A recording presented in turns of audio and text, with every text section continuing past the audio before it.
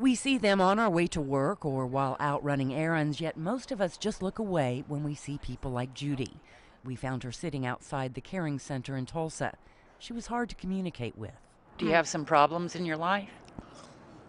Yeah. Like what? Babysitting. Why does he have to always babysit? Who? Wayne. Let's see, Wayne, She wasn't quite sure of her age and couldn't tell me about her family. Sitting across the parking lot from her was Joe Lipscomb. Got laid off 2.5 years ago, Smithco Engineering, and it went from $11.26 an hour down to nothing. The loss of employment aggravated his bipolar disorder, which led him to a life on the streets. Those homeless and suffering from mental illness can come from any walk of life. Wayne McGuire works for NAMI, the National Alliance on Mental Illness for the state. Several years ago, he ended up in an Oklahoma City homeless shelter.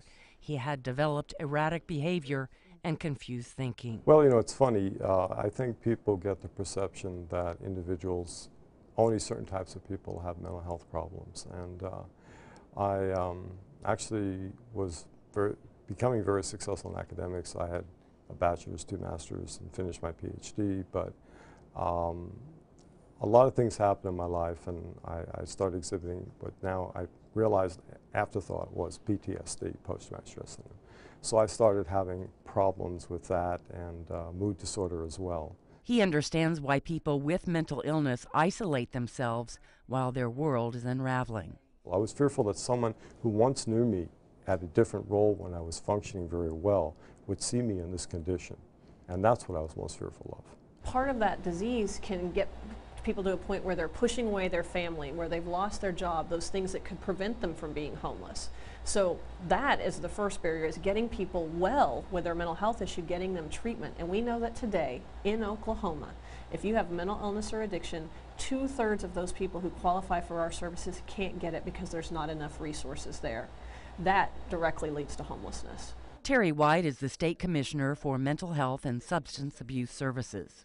Over the last 3 years, the Department of Mental Health and Substance Abuse Services has had $30 million ripped out of our treatment system. She says 21% of people in Oklahoma who are homeless suffer from severe mental illness. Joe Lipscomb explains how hard it is to get treatment when you don't have a home. When you first get started on your medication, you got to try 15 different things to be able to find one that's going to work. You know, and that takes a lot of patience from somebody that's not mentally stable. You know, much less physically stable.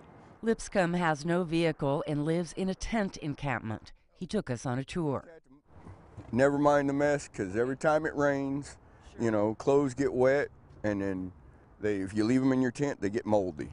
He says people come and go from here. A couple and their 5-year-old child slept in this tent up until a little while ago. Yep, this was what she had to play with. That's all she had. How long were they here? About 2 months maybe. Lipscomb is not on medication and does odd jobs to get by. I got lucky. I get jobs remodeling and stuff, and people leave things at the houses. So I got me a propane grill. Wow. You know, and my tent is big enough that I can wheel this in there during the wintertime and hook some propane to it, and I'll have heat. Lipscomb says the barriers he and other homeless people with mental illness face is that most of the nonprofit groups which provide for their basic needs do so at different locations simultaneously each day. Sometimes I'll have to choose, you know, do I want to eat today or do I want clean clothes? Do I want clean clothes or do I want to get my medication? City Rescue Mission is one Oklahoma City organization trying to provide all social services in one setting. For those suffering from mental illness, filling out the paperwork for those services can be impossible. A lot of people with disabilities have a difficult time reading and writing and understanding what some applications mean. I have a difficult time doing that at times. But they can't reach all those in need. A 2011 homeless count put the number of Oklahoma City homeless at just more than 1,200. A count done in Tulsa during the same 24-hour time period showed the number of homeless was 628.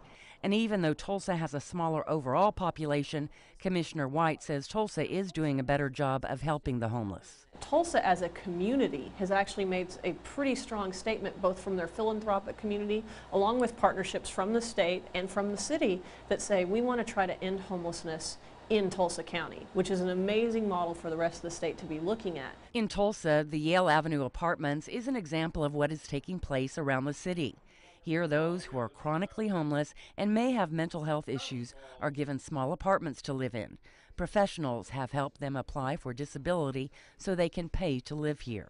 And so the vision here with the Mental Health Association was that we were going to try to develop housing that we own debt-free so we can offer truly affordable rents to a diverse population, including the homeless and those with disabilities, so that they're no longer priced out of the market. Greg Shin is an associate director for the Mental Health Association of Tulsa. He says they have established more than 500 apartment units across the city for people like Andrea Johnson. She suffers from bipolar disorder and was homeless until she landed this apartment. With her disability money, she pays $325 a month, and all her needs are attended to, including her mental health. Well, it's good to, have your own place, cause, cause when you got kind of homeless, it's hard to, survive, It's my front desk security log. Back at the Yale Apartments, we meet an employee named Sean Jabbar who works at the front desk. He used to live here. Jabbar was once a homeless veteran suffering from depression and PTSD. I was probably, going on 15 months, I was homeless. At the time I had a car, so I was living in my car at the time. After living here and landing this job, he was able to move out and live independently. So they need really affordable housing, and then they need good support services to go with it. And so since I came here in 2001, that's what we've been trying to do. We've been trying to put those housing properties in place neighborhood by neighborhood across the city. 200 additional apartments are under development in Tulsa. Getting help for those with mental illness is not just about protecting human welfare. Commissioner White says it's also an economic issue. We have to decide, do we want to continue to pay our tax dollars to clean up the consequences of untreated mental illness and addiction? Or do we want to invest our dollars more wisely and make sure that Oklahomans have the access to health care in the first place so that they can continue to hold down their job, continue to help support their family, and never get to this point in the first place?